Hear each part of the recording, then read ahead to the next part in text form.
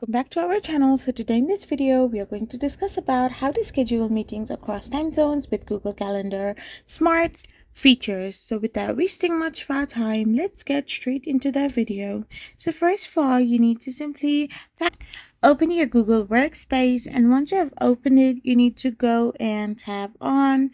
After you're into your Google Workspace, you need to simply enable smart features.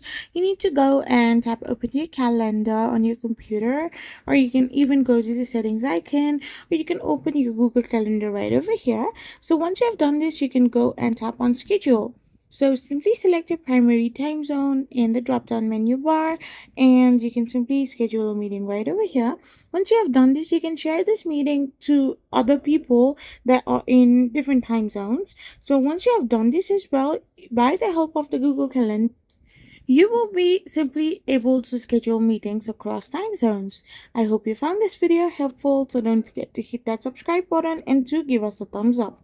We will be back again with more informative videos. Thank you for watching and stay tuned for our next video.